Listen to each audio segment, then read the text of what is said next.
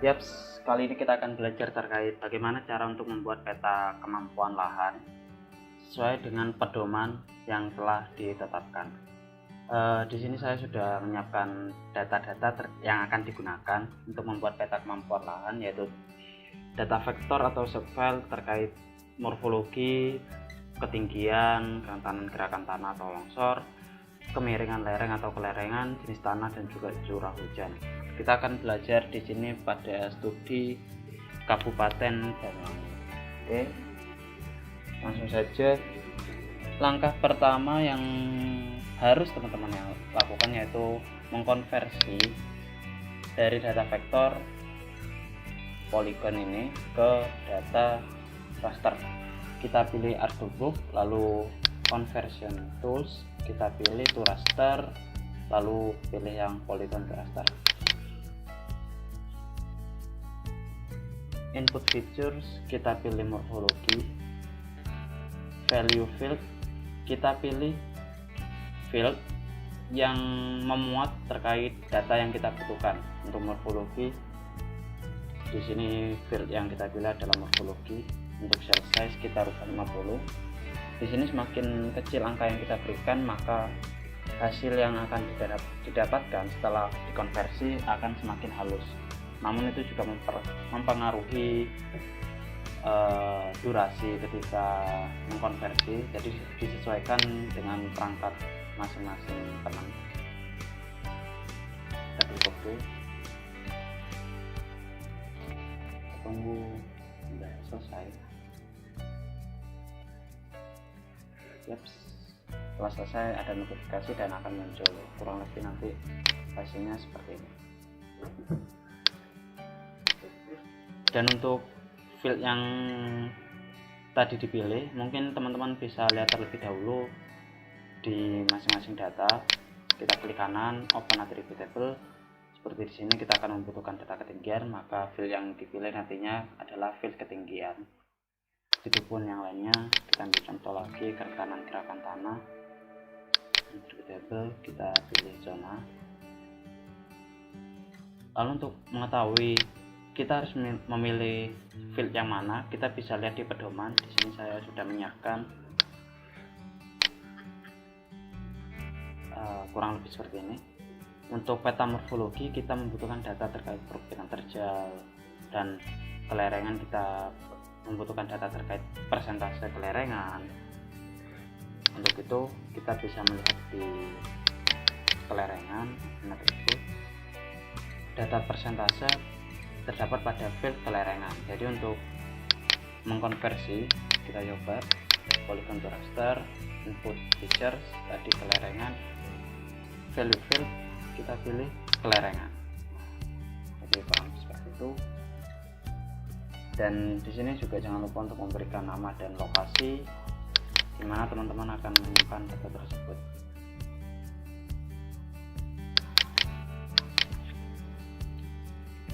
Kelerengan,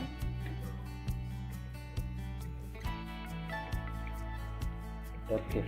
Kenapa di bagian akhir ada .div? Karena merupakan data raster, jadi kita tambahkan ekstensi .div. Lalu selesai, kita samakan 50, lalu klik OK.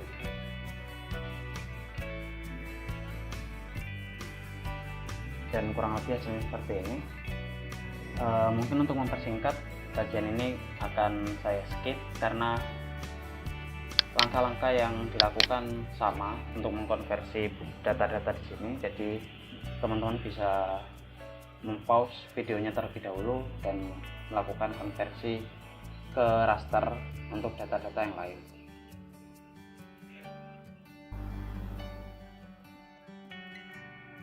Yaps, setelah semua kita konversi, maka kurang lebih hasilnya akan seperti ini.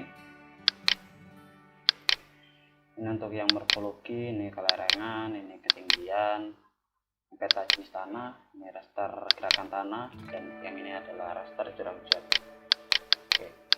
Selanjutnya kita akan membuat peta per jenis SKL.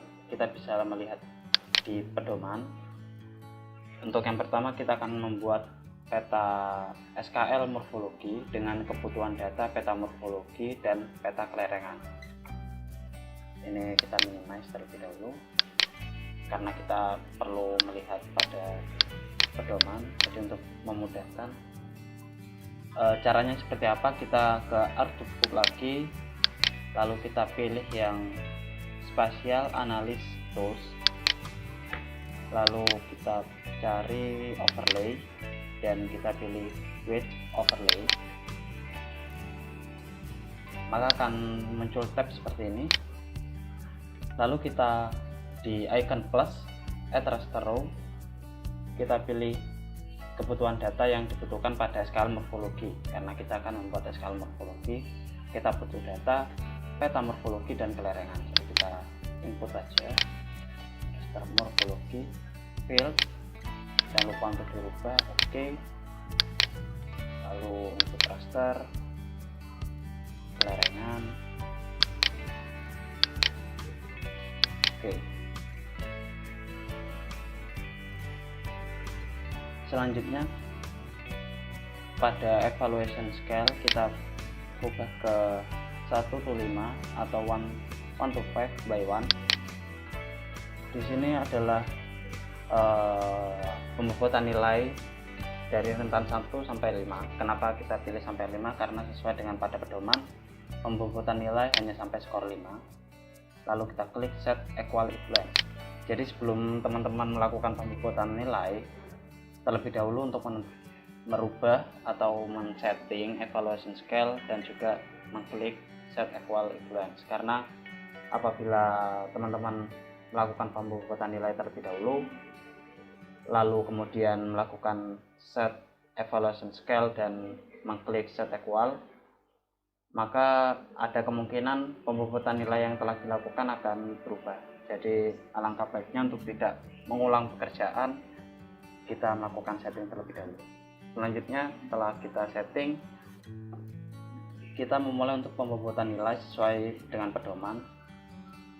Untuk morfologi terjal atau pegunungan dengan nilai 1, untuk datar atau landai dengan nilai 5 kita rubah ke 5, bergelombang nilai 4, landai dengan 5, bukit atau sedang dengan nilai 2, gerombak dengan nilai 3.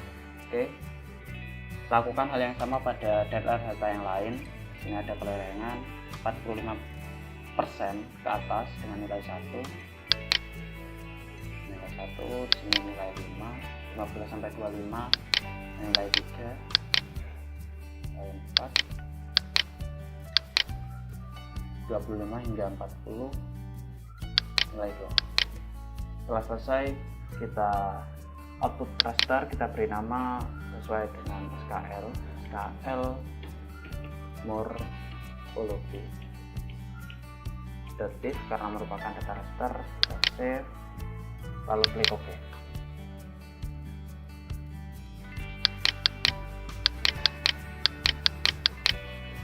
Ketika berhasil, maka akan muncul SKL morfologi, peta SKL, dan kita di sini sudah berhasil untuk membuat satu peta SKL. Dan seperti yang kita ketahui bahwa jenis-jenis SKL ada 9 dan kita sudah berhasil untuk membuat satu, maka masih tersisa 8. Untuk itu teman-teman bisa melakukan atau mengulang hal yang sama, langkah yang sama untuk membuat SKL yang lainnya dengan tetap mengacu pada pedoman terkait pembobotan nilai, karena pembobotan nilai pada tiap-tiap SKL belum tentu skornya sama, jadi kita menyesuaikan dan tetap mengacu pada pedoman. Dan seperti yang tadi, mungkin ini saya skip untuk mempercepat video karena proses yang dilakukan itu sama persis, hanya mungkin kebutuhan data yang berbeda. Selanjutnya kita bikin SKL kemudian dikerjakan. Lagi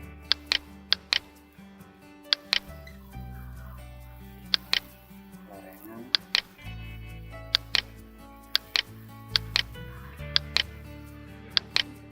ini ya.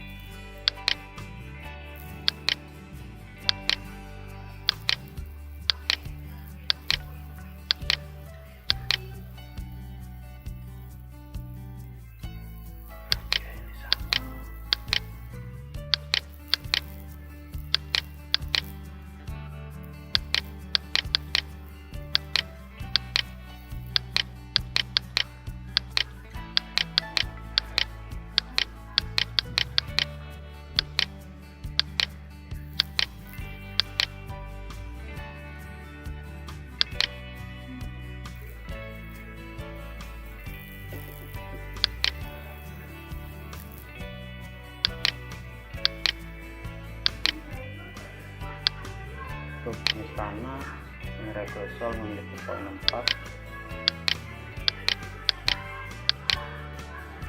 Latasol 2, Sol 4, Mediterang 1, Sol 2, Mediterang 1, Kromosol 2, Latasol 2, Aluvial 5, Andosol 3.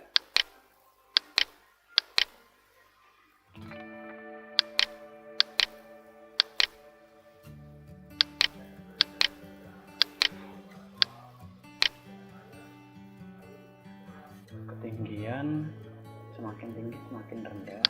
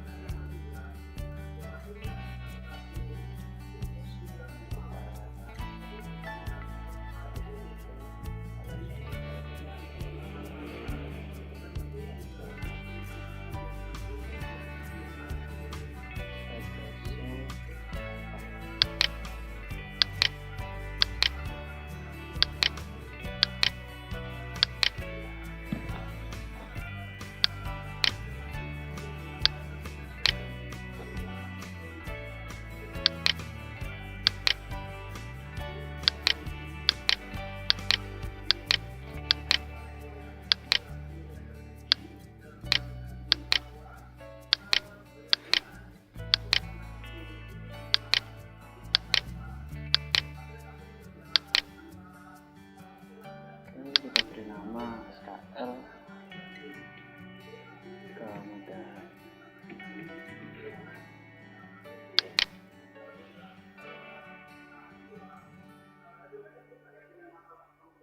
Yaps, untuk SKL yang lain teman-teman bisa mengulang langkah yang sama hingga pada SKL terakhir, yaitu SKL terkait bencana alam.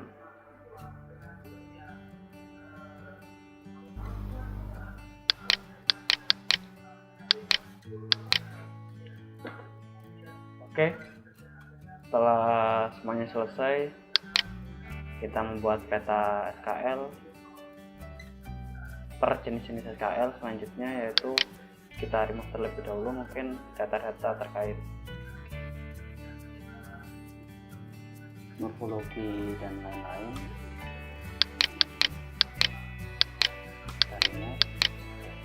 Selanjutnya yaitu kita akan membuat peta kemampuan lahan.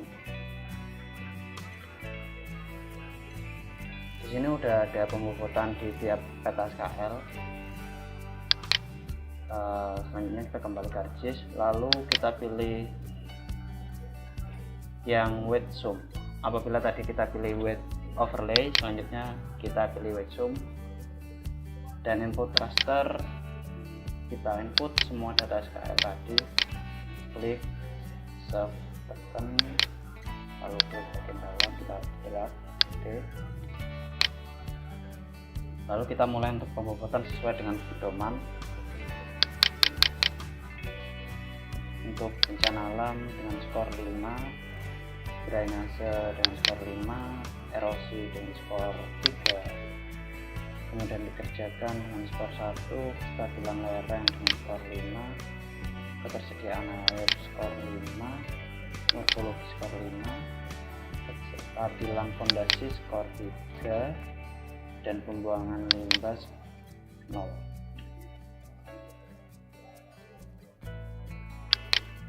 folder kita upgrade ini kemampuan.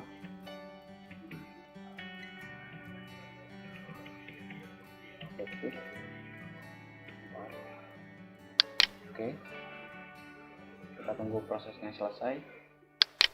Setelah selesai akan muncul data raster pada gambar. Di sini kita hanya pada value, kita hanya disajikan data high dan low. Pada low 66 dan high 126. Sedangkan pada pedoman di sini dibagi per rentan nilai untuk mengetahui kelas kemampuan lahan. Untuk itu kita akan melakukan reclass terlebih dahulu pada ArcToolbox di Spatial Analysis Tools, lalu kita pilih reclass, lalu klik yang reclassify. Dua kali kita input raster data kemampuan, lalu kita beri nama terlebih dahulu kemampuan, lalu classify. Oke. Untuk menentukan kelas, kita bisa memperhatikan pada break values pada tab classification. Skor terendah yaitu 74 dan skor tertinggi 126. Skor 74 di sini pada pedoman berada pada rentan total nilai 58 hingga 83 dengan kelas kemampuan B, dan skor tertinggi 126 pada rentan nilai 109 hingga 134 pada kelas D. Dapat disimpulkan bahwasannya pada peta kemampuan lahan yang kita buat berada pada kelas B, C, dan D. Berarti berada pada 3 kelas atau terdapat 3 kelas. Untuk itu kita rubah pada kelas di classification, kita metode pilih equal, lalu classes kita pilih 3. Kita kembali pada break values. Di sini kita rubah sesuai dengan angka terakhir pada total nilai. 86 kita di skor 83, minus 109, lalu 16, 134, lalu klik OK, lalu klik OK.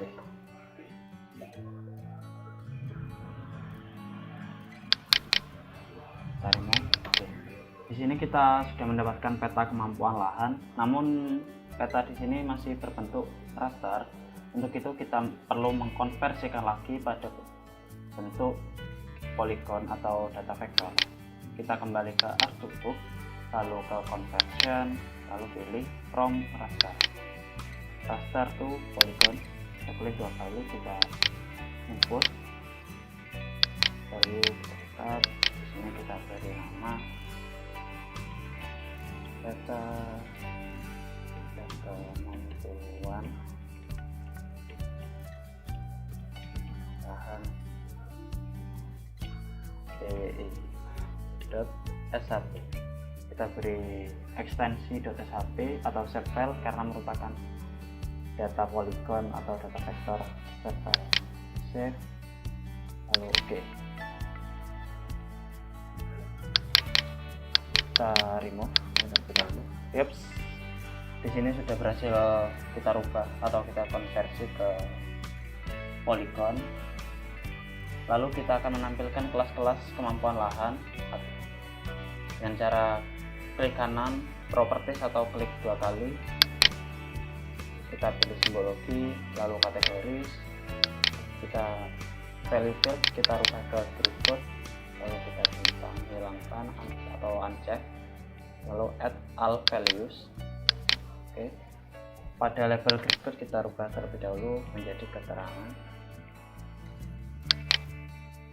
Lalu di sini pada value terdapat skor 1, 2, dan 3, di mana skor 1 merupakan skor terendah, yang berarti seperti pada hari kelas tadi skor terendah yaitu pada total nilai 58 sampai 83 yaitu kelas kemampuan B dengan klasifikasi pengembangan kemampuan pengembangan rendah. Maka dari itu untuk di level value 1 kita rubah menjadi kemampuan pengembangan rendah.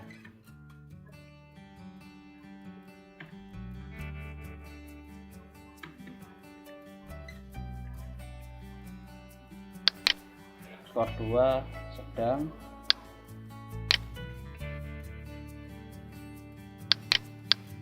skor 3 agak tinggi.